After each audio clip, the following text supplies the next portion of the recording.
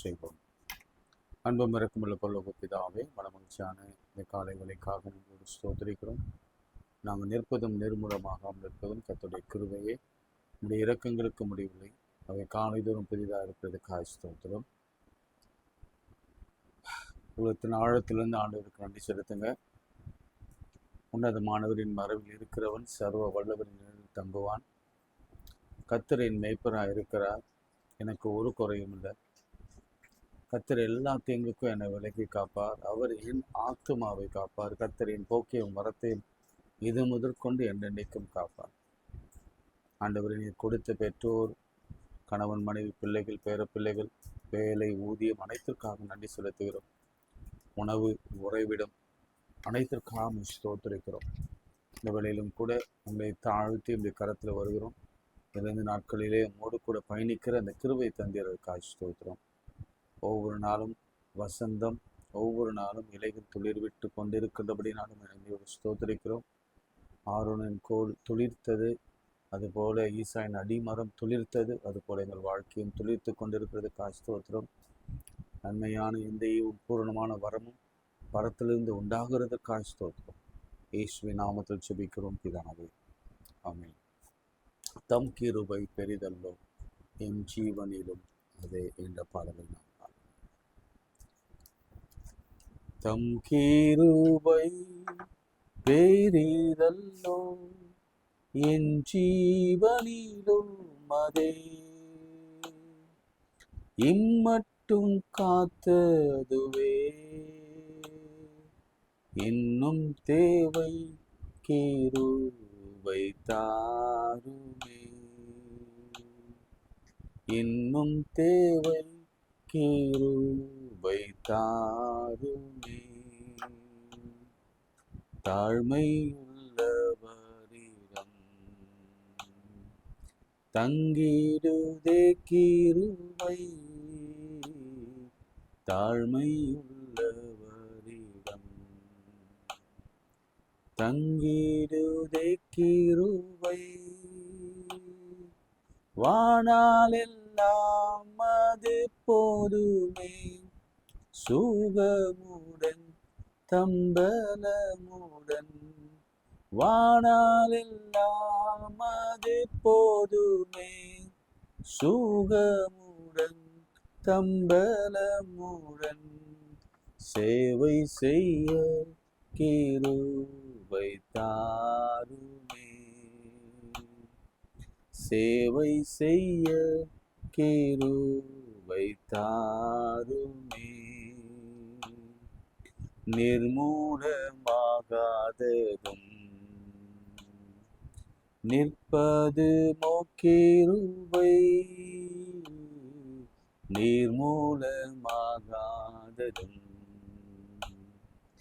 நிற்பது மோக்கிருபை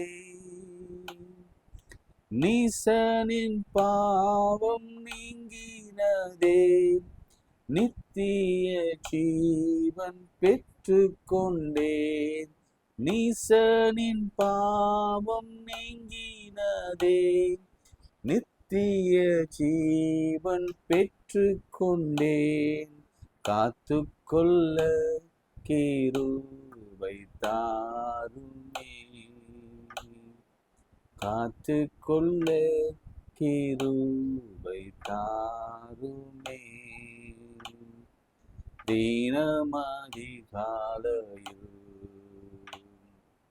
தேடும் புது கிருபை தீனமதிகாலையில் தேடும் புது கிருபை மனம் தளர்ந்த நேரத்திலும் பலவீன சரீரத்திலும் மனம் தளர்ந்த நேரத்திலும் பலவீன சரீரத்திலும் போதுமே கிருபை தாருமே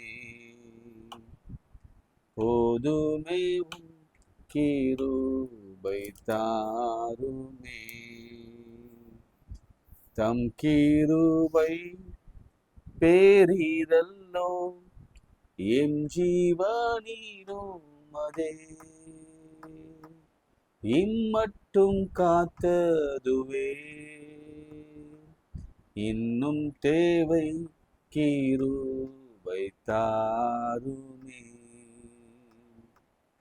இன்னும் தேவை கிருபை தாருமே.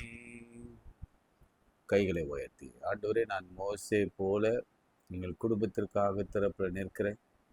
யோசுபாத்தை போல எங்கள் ஜனங்களின் பாதுகாப்புக்காக நிற்கிறேன். யோபுவை போல ஆண்டவரே, எங்கள் வாழ்க்கையை இரட்டிப்பான ஆசீர்வாதம் வேணும் என்று நான் நிற்கிறோம். சரீரத்தில் சுகம் வேணும் நிற்கிறோம். இழந்ததெல்லாம் திருப்பிக் கொள்ள வேண்டும் என்று நிற்கிறோம். தாவீதை போல ஓடினது போதும் ஆண்டவரை, என்னை அரசவையில் அமர வைங்க, ராஜாவாக அமர வைங்க என்று சொல்லி உடைய சமூகத்தில் நிற்கிறோம். யோசேப்பை போல குழியில் இருக்கிற ஆண்டவரை, சிறையில் இருக்கிற ஆண்டவரை, அடிமைத்தனத்தில் இருக்கிற என்னை உயர்த்துங்க, தரிசனத்தை நிறைவேற்றுங்க என்று நான் நிற்கிறோம். சிங்க கபியிலே இருந்த தானியலை போல, ஷாத்ராக் மேஷாக் ஆபேத்நேகோ போல ஆண்டவரை எரிகிற அக்னி சோலை நடுவே நின்று கூப்பிடுகிறோம்ப்பா. உத்தரவு கொடுங்க ஆண்டவரே, உத்தரவு கொடுங்க. வியாதியின் மத்தியிலே, பலவீனத்தின் மத்தியிலே, நோவுகளின் மத்தியிலே, விரக்தியின் மத்தியிலே, டிஸப்பாயிண்ட்கள் மத்தியிலே நம்முடைய சமூகத்தை நோக்கி பார்க்கிறோம். ஒன்றுமில்லை என்ற நிலையிலிருந்து நம்மை நோக்கி பார்க்கிறோம். இல்லாதவளை இருக்கிறதை இல்லாதவளை போல அழைக்கிற இல்லாதவளை இருக்கிறவளை போல அழைக்கிற என் கர்த்தரிடத்தில் நாங்கள் விசாரிக்கிறோம், அழைக்கிறோம். ஆண்டவரே, நீர் தமக்கு பிரியமானவனுக்கு எல்லாவற்றையும் கொடுக்கிற தேவனாக இருக்கிறீர். இசைவேளை ஆசீர்வதிப்பதே உமக்கு பிரியம் என்று வேதம் சொல்கிறது.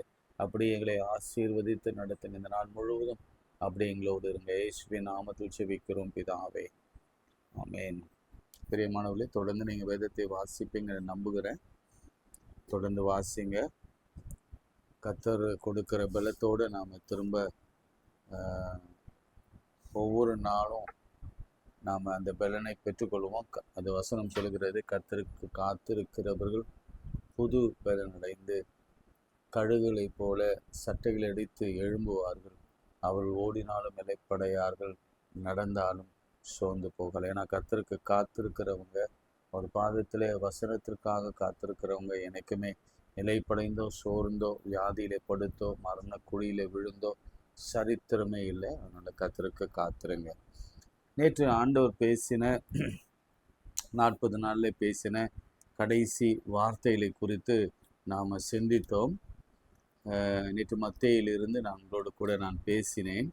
இந்த 2-3 வார்த்தைகளை ஆண்டவர் பேசினதை நான் உங்களுக்கு வாக்குத்தத்தமாக பிளஸட் வார்த்தைகளாக உங்களோடு கூட நான் பேசினேன். எல்லாம் பிளஸட் வார்த்தைகள். கடைசி நேரத்தில் ஆண்டவர் பேசின பிளஸட் வார்த்தைகள், ஆசீர்வாதமான வார்த்தைகள். ஒன்று, அவங்க பயத்தோட நடுக்கத்தோட இருந்தாங்க. அப்போ ஆண்டவர் அவளை பார்த்து அவர்களுக்கு எதிர்பட்டு அவர் சொன்ன வார்த்தை வாழ்க என்றார்.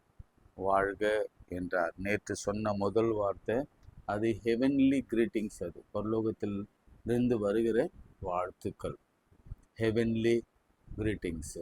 லூக்கா 1:28 மரியாளை பார்த்து ஆண்டவர் சொன்னார். ஆண்டவர் மரியாளை தேர்ந்தெடுத்தார். ஒரு இளம் பெண்ணாக இருக்கணும் அப்படின்னு சொல்லி அவர் தேர்ந்தெடுத்த ஒரு வாலிப பெண் அவளை பார்த்து சொன்னார், கிருபை பெற்றவளே நீ வாழ்க, நீ ஸ்திரீகளுக்குள்ளே ஆசீர்வதிக்கப்பட்டவர். எனவே இந்த காலங்களிலே நீங்கள் உபவாசிக்கிறதற்கான முகாந்திரம் என்னன்னா, உங்கள் பெண் பிள்ளைகள் வாழ்ந்திருக்க வேண்டும். உங்கள் பெண் பிள்ளைகள் ஆசீர்வாதமாக இருக்க வேண்டும், நல்லா படிக்க வேண்டும், நல்ல திருமணத்தில் இணைய வேணும், நல்ல வாழ்க்கை கிடைக்கணும், வேலை கிடைக்கணும், உயர்வு கிடைக்கணும். அதனால் முதல்ல ஹெவன்லி கிரீட்டிங்ஸ் என்னென்னா, மரியாளை பார்த்து ஆண்டவர் சொன்ன வார்த்தை கிருபை பெற்றவளே நீ வாழ்க, நீ ஸ்திரீகளுக்குள்ளே ஆசீர்வதிக்கப்பட்டவள் என்ற வார்த்தை. சரிங்களா? ரெண்டாவது நான் சொன்னேன், அதே மத்தேயுல, இதோ உலகத்தின் கடைசி பரியந்தமும் நான் உங்களோடு கூட இருப்பேன், சகல நாட்களிலும் இன்று இல்லை, நாளை இல்லை, உலகத்தில் இருக்கிற கடைசி நாள் வரைக்கும் நான் உங்களோடு கூட இருக்கிறேன் என்றார். I am with you always என்று சொன்னார். இருக்கிறேன் என்ற வார்த்தை உங்களுக்கு தெரியும். ஆத்திராகமும் 3ஆம் அதிகாரம் 14ஆம் வசனத்தில் ஆண்டவர் தம்மை வெளிப்படுத்தும் போது மோசேக்கு சொல்கிறார், நான் இருக்கிறவராகவே இருக்கிறேன். ஐ எம் தட் ஐ ஆம் அப்படின்னு சொல்லி ஆண்டவர் சொன்னார். சரிங்களா? இது 2 செய்திகளை நாம் கேட்டோம். ஒன்று வாழ்க, இன்னொன்று நான் உங்களோடு கூட, I am with you always. இது ரொம்ப முக்கியமான விஷயம். சங்கீதத்தில், இந்த 23ஆம் சங்கீதத்தில் மைய பகுதி என்ன தெரியுங்களா? 23ஆம் சங்கீதத்தின் மைய வார்த்தை அது என்ன? தேவரீர். அதுதான் மைய வார்த்தை. அந்த மைய சென்டென்ஸ் என்ன தெரியுமா? சென்டர் சென்டென்ஸு தேவரீர் என்னோடு கூட இருக்கிறீர். அதுதான் நமக்கு அவசியம். உலகத்தில் யார் இருக்கிறாங்களோ இல்லையோ, தேவன் நம்மோடு கூட இருக்கிறார் என்பதை திரும்ப திரும்ப அவர் நமக்கு சொல்லிக்கொண்டே இருக்கிறார். நீங்கள் கைவிடப்பட்டவள் என்று சொல்லாமல், ஏசாயா தீர்க்கதரிசி சொல்லப்பட்டபடியே நீ கைவிடப்பட்டவள், நெகிழப்பட்டவள் என்று சொல்லாமல், கர்த்தர் உங்கள் கூடவே இருக்கிறார் என்பதை நீங்கள் விளங்கி கொள்ள வேண்டும். சரி, இப்போ யோவானில் நாம் ஏற்கனவே பார்த்தோம். அந்த வசனத்தை நாம் எடுத்துக்கொள்ளலாம். யோவான் 20ஆம் அதிகாரம், அதில் 5ஆம் வசனம். அதில் ஒரு புதிய பரிணாமத்திற்குள்ளே கர்த்தர் போகிறார். என்ன பரிணாமம்னா, வாசிக்கிறோம் பாருங்களேன். இயேசு அவர்களை நோக்கி பிள்ளைகளே என்றார். சீஷரில் இதுவரைக்கும் அவர் சொல்லாத வார்த்தையை இங்கு பயன்படுத்துகிறார். தகப்பன் பிள்ளை என்ற உறவை மீண்டும் புதுப்பிக்கிறார். இந்த காலங்களிலே ஒரு நல்ல தகப்பனாக கர்த்தர் நமக்கு இருக்கிறார் என்பதை நீங்கள் மறந்து விடாதீங்க. தகப்பன் தம் பிள்ளையை தோளிலே சுமந்தது போல எகிப்தில் இருந்து வெளியே வந்த இஸ்ரவேல் ஜனங்களை அவர் சுமந்து வந்ததை நீங்கள் கண்டீர்களே. தகப்பனை போல அவர் நேசிக்கிறார். அதனால ஒரு தகப்பன் தான் பிள்ளைக்கு என்னென்ன செய்ய விரும்புவாரோ அதை அனைத்தும் என் ஆண்டவர் இயேசு உங்களுக்காக எனக்காக செய்து முடிப்பார். அதை ஒன்று கூட குறைய வைக்க மாட்டார். நீங்கள் அவர் சொன்ன ஊமையாக இருக்கட்டும், அல்லது பழைய ஏற்பாட்டு ரெஃபரன்ஸாக இருக்கட்டும், நல்ல தகப்பன் தாம் இழந்த பிள்ளையை கூட மீண்டும் சேர்த்து கொண்டு அவனுக்கு வஸ்திரங்களை உடுத்தி, மோதிரங்கள் போட்டு, அவன் கால்களுக்கு பாதரட்சை போட்டு விருந்து பண்ணுகிற ஒரு நல்ல தகப்பனாக என் தேவன் இருக்கிறார். அது மாத்திரமல்ல, அடுத்து என்ன பாருங்க, ஒரு முக்கியமான விஷயம். அவங்க பிள்ளைகளே என்று சொன்னபோது அவங்க என்ன சொல்றாங்கன்னா, என்கிட்ட ஒன்றும் இல்லை அப்படின்னு சொல்றாங்க. உங்களுக்கு அந்த சீக்வன்ஸ் தெரியும். மீன் பிடிக்க போறாங்க, மீன் கிடைக்கல. அவர் ஆண்டவர் கேட்கிறார், உங்ககிட்ட ஏதாவது சாப்பிட இருக்கான்னு கேட்கும்போது அவங்க இல்லைன்னு சொல்றாங்க. இல்லைன்னு சொன்னோடனே அப்பாவுக்கு என்ன தோணும் பாருங்க. ஏற்கனவே சமாரிய பெண் நிகழ்ச்சியை நம்ம பார்த்தோம். பிள்ளைகளின் அப்பம், முதலாவது பிள்ளைகளுக்கு டேபிள் அவங்கள தான் உட்கார வச்சு சாப்பிட வைப்பார். அதனால ஒன்றும் இல்லாத இருக்கிற நமக்கு ஆண்டவர் இந்த வேளையில, இந்த காலை வேளையில எல்லாவற்றையும் கொடுப்பது அதிக நிச்சயம். அதனால நீங்க எதை கேட்டாலும், எதை விரும்பினாலும், எதை ஆசைப்பட்டாலும், ஒரு குழந்தை அது ஏங்கும்ல, சிலர் கேட்பாங்க, சிலர் விரும்புவாங்க. அது எல்லாவற்றையும் தகப்பன் கொடுக்க ரொம்ப சிரமப்படுவார். அல்லது இல்லை, சிரமப்படுற வார்த்தையை எடுத்துருங்க, அது எப்படியாவது கொடுக்க வேண்டும் என்று அவர் ஏங்குவார். அவருக்காக நான் சொல்ல வந்தேன். அந்த மாதிரி ஒன்றும் இல்லை அப்படின்னு சொன்னோன்னா அவர் உள்ளம் ரொம்ப வேதனைப்பட்டது. அப்பொழுது அவர் சொன்ன ஒரு வார்த்தை எங்கே பார்க்குறோம், 6ஆம் வசனத்தில். அப்பொழுது அவர், நீங்கள் படகுக்கு வலதுபுறமாய் வலையை போடுங்கள், அப்பொழுது அகப்படும் என்றார். 6வது வார்த்தை முக்கியமான வார்த்தை, அப்பொழுது உங்களுக்கு அகப்படும். ரொம்ப அழகான வார்த்தை. And you shall find. உங்களுக்கு அகப்படும். எதை காணும் தேடிட்டு இருக்கிறீங்க? அகப்படும். நிம்மதியா, சமாதானமா, பெண்ணா, ஆனா அல்லது கல்யாணத்துக்காக அல்லது வேலையா அல்லது உயர்வா அல்லது ப்ரமோஷனா எதை காணும் உங்களுக்கு வாழ்க்கையில், அது நீங்கள் கண்டுபிடிப்பீங்க. அது உங்களுக்கு கிடைக்கும். அது உங்களுக்கு அகப்படும். ரொம்ப சிம்பிளாக சொல்கிறேன். ஆண்டவர் ரொம்ப சிம்பிளாக தான் பேசுவார். நீங்கள் வலது பக்கம் வளைய போடுங்க, அப்பொழுது உங்களுக்கு அகப்படும் என்றார். அவங்க முதல்ல போனாங்க, ஒன்றும் அகப்படலை. ஆனால் ஆண்டவர் சொல்லி போனாங்க, அவங்களுக்கு அகப்பட்டது. எவ்வளோ மீன்கள் எடுத்தாங்க, அது வந்து அந்த கவுண்டிங்கில் கூட சொல்லுவாங்க, வலை கிழிந்து போகத்தக்கதாக அவர்கள் மீனை பிடித்தார்கள், இழுத்து கொண்டு வந்தார்கள். சரி, நான் பிறகு அதை சொல்கிறேன். ஆறாவது 7வது என்னன்னா 12ஆம் வசனம். 11ஆம் வசனம் வாசிக்கிறேன். அந்த கேள்விக்கு பதில், சீமன் பேதுரு படவில் ஏறி 153 பெரிய மீன்கள் நிறைந்த வலையை, 153 ஃபிஷ். ஏன் இந்த கணக்கு 153 ட்ரிபிள் டிஜிட்ல? அதுவும் என்ன சொல்லப்பட்டிருக்கிறதுனா பெரிய மீன்கள், பிக் ஃபிஷ். நீங்கள் பைபிளை வந்து இப்படி தான் நம்ம விசுவாசித்து வாசிக்க வேண்டும். Big fish. ஆண்டவர் சின்னதெல்லாம் ஆசீர்வதிக்க மாட்டார். ஆசீர்வதிச்சா பெருசாக தான் ஆசீர்வதிப்பார். அவர் கொடுத்தா வலை கிழியும். வானத்து வாசலை அவர் திறப்பார். இடம் கொள்ளாமல் போக மட்டும் அப்படின்னா என்ன அர்த்தம்னா, வீட்டில் இடமே கிடைக்காது. அவ்வளோ ஃபுல்லாக நிரப்புவார். அது கொட்டினா எப்படியா அது சரிந்து கீழே விழுமா. அந்த அளவுக்கு ஆண்டவர் ஆசீர்வாதத்தை கொடுப்பார். உங்களுக்கு அது அகப்படும், நிச்சயமாக அகப்படும். அடுத்து ஒரு வார்த்தை பாருங்க. இயேசு அவர்களை நோக்கி, வாருங்கள் போஜனம் பண்ணுங்கள் என்றார். Come and time with me. வாருங்க, என்னோட போஜனம் பண்ணுங்க. இது ஒரு சிம்பாலிக்கான ஒரு பெரிய விஷயம். என்னோட வந்து போஜனம் பண்ணுங்க. இதுவரைக்கும் வாசற்படியில் நின்றவர் நம்மளை கூப்பிடுகிறார். அவர் இப்போ உள்ள வந்துட்டார். ஃபோர்ஸ்ஃபுல்லாக வந்துட்டார்னு வச்சுக்கோங்களேன். ஃபார் எக்ஸாம்பிள், அவர் உள்ளதான் இருக்கிறார்.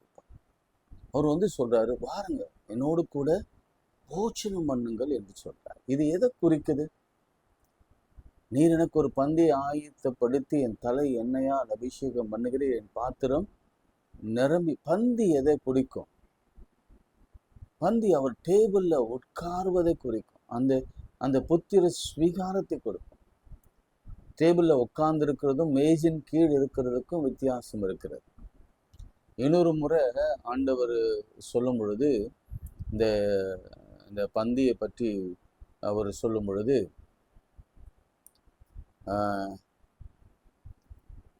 திடீர்னு பிளாக் அவுட் ஆகுது. ஓகே, நீங்கள் என்னை கூப்பிட்டா ஃபர்ஸ்ட் வெளிப்படத்தில் வரும். இதை வாசப்படி நின்று கதவை தட்டுக்கிறேன், என்னை கூப்பிட்டா நான் உள்ளே வந்து உங்களோடு கூட போஜனம் பண்ணுவேன், நீங்கள் என்னோடு கூட போஜனம் பண்ணுவீங்க அப்படின்னு ஆண்டவர் சொன்னார்.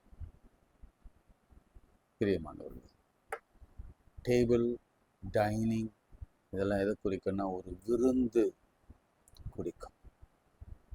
உங்கள் வாழ்க்கையில் அப்படி ஒரு நல்ல நாட்களுக்காக ஆண்டவர் வைத்திருக்கிறார். எப்போ தெரியுமா? இந்த 40 நாள் முடிவில் இந்த விருந்தை உண்டு மகிழ்கிற ஒரு கிருபையை கற்றுக் கொடுப்பார். நாளைக்கு அதுதான் பேச போகிறேன். எப்படி நம்ம 40 days கழித்து ஆண்டவர் நம்ம விருந்து கொடுக்க போகிறார் என்பதை குறித்து நாளைக்கு நான் பேச போகிறேன். இன்னைக்கு ஆண்டவர் உங்களோடு குடிச்சு பேசின சின்ன சின்ன வார்த்தைகள், வாழ்க,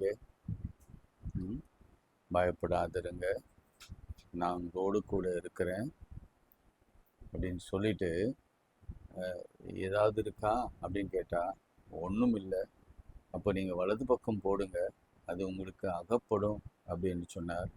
153 பெரிய மீன்களை அவங்க பிடிச்சாங்க. வாருங்க என்னோடு கூட போஜனம் பண்ணுங்க என்று ஆண்டவர் குறிப்பிட்டார். இதுதான் கடைசியில் 40 நாட்கள் ஆண்டவர் பேசின பொன் வார்த்தைகள். அந்த வார்த்தைகள் உங்களுக்கும் எனக்கும் அப்படியே பலிக்கும். ஏன்னா வார்த்தை ஒருபோதும் தரையில விழவே விழாது. அது விளங்கிட்டா அதை நிறைவேற்றுகிற வரைக்கும் ஆண்டவர் ஒருபோதும் அவர் சும்மாவே இருக்க மாட்டார். ஜெபம். அன்புள்ள ஆண்டவரே, இந்த வேலைக்காக நன்றியோடு ஸ்தோத்திரிக்கிறோம். நீ பேசின நம்முடைய வார்த்தைகளுக்காக ஸ்தோத்திரிக்கிறோம் ஆண்டவரே. இந்த பிளஸட் ஆசீர்வாதமான பொன் வார்த்தைகளுக்காக நன்றி செலுத்துகிறோம். இந்த வார்த்தைகளிலே நாங்கள் உறுதியாய் பற்றி கொண்டு இந்த வார்த்தைகள் எங்களிலே நிறைவேற நாங்கள் காத்திருக்கிறோம். எங்களிடத்துல ஒன்றுமே இல்லை, எங்களிடத்துல வெறுமை தான் இருக்குது. நாங்கள் எவ்வளவோ ட்ரை பண்ணோம், முழுதும் ட்ரை பண்ணோம், ஆனால் ஒன்றும் கிடைக்கல. எங்கள் வலைகள் எல்லாம் காலியாக இருக்குது, எங்கள் படகுலாம் காலியாக இருக்குது. வெறும் வயிற்றோடு நாங்கள் இருக்கிறோம், போன கையோடு நாங்கள் திரும்ப வந்துட்டோம். எங்கள் இடத்துல ஒன்றுமே இல்லை என்ற நிலையில் நீங்கள் அவங்கள பார்த்து சொன்னீங்க, வலது பக்கம் போடுங்க. கீழ்ப்படிஞ்சாங்க, கிடைத்தது. நாமும் கீழ்ப்படிவோம். கர்த்தர் நிச்சயம் எங்கிருந்த மீனையோ, எந்த திசையில் இருந்த மீனையோ, எந்த ஆழத்தில் இருந்த மீனையோ, எந்த வடிவத்தில் இருந்த மீனையோ கர்த்தர் கொண்டு வந்து மேலே கொண்டு வந்து அவங்க வலையிலே விழும்படி அந்த மீனுக்கு கட்டளையிட்டார். உங்களுக்கு எனக்கு செய்ய மாட்டாரா? நிச்சயம் செய்வார், நிச்சயம் செய்வார். மீன் வாயை திறந்தவர், மீன் வயிற்றுக்குள்ளே 3 நாள் யோனாவை வைத்தவர். அவர் அற்புதத்தின் தேவன் அல்லவா? 5 அப்பம் 2 மீன் 5000 பேருக்கு போஷித்தவர், அதிகமாய் போஷித்தவர். உங்களுக்கு அற்புதம் செய்ய மாட்டார்? நீங்க என்ன கேட்கிற விரும்புறீங்க? கொஞ்சம் கேளுங்க பார்ப்போம். ஆண்டவரத்தில் கொஞ்சம் மனசுல ரொம்ப லைட்டா வச்சுட்டு கேளுங்க. இதுதான் ஆண்டவரே எங்களுக்கு வேணும், இதுதான் ஆண்டவரே எங்களுக்கு கிடைக்கவே இல்லை, இந்த நிம்மதி தான், இந்த சந்தோஷம் தான், இதுதான் நாங்கள் தேடுறோம், இந்த வேலை தான், இந்த திருமணம் தான், இந்த குழந்தை தான் தேடுறோம், கிடைக்கல.